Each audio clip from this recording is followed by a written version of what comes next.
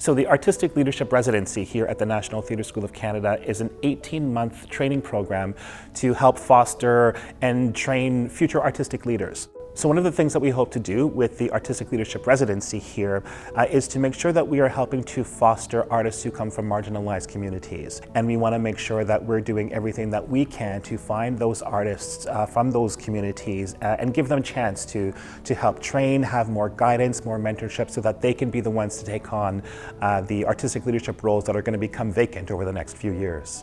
Being a queer, genderqueer woman, first generation immigrant, I feel that a lot of those intersections are what I live with, and I have lived experiences with many of levels of oppression. It's something that affects my everyday life, and it affects my leadership. I work really closely with them to help personalize the placements that happen in the second year.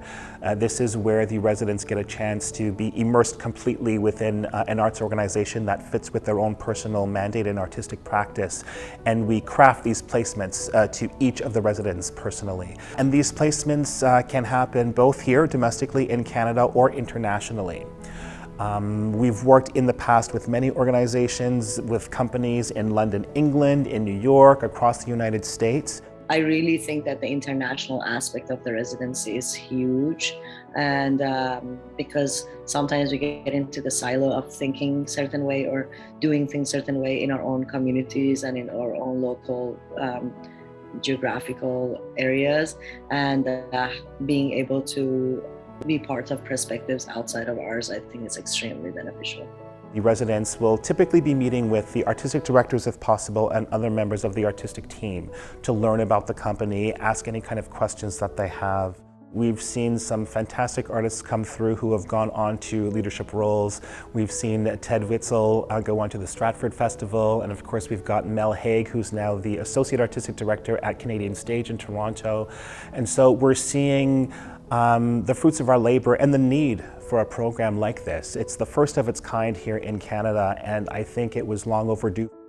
I've never seen anything similar to this residency happening in Canada, at least within my knowledge. It's a collaborative relationship that we develop with the residents. We learn from them what are their goals, what are their interests, and where they want to take their artistic practice. And we work with that information from them to craft something very specific, very unique and personal to that artist. And for me, that's one of the strengths of this program. It's not like we have something that's laid out and everybody who comes into this program is going to have exactly the same experience. Nowadays, there's very little for artists my age and that have already done a lot of work and have a body of work, and there's not a lot of resources out there unless there's much more resources for like emerging artists and placements, residencies, internships. But in terms of professional development to this level, this program was very exciting and attractive.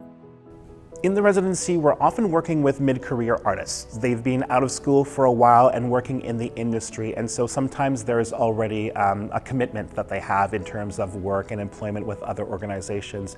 We're very happy to accommodate that as much as we can. And so we'll work with wherever the artists are at in their career at that time.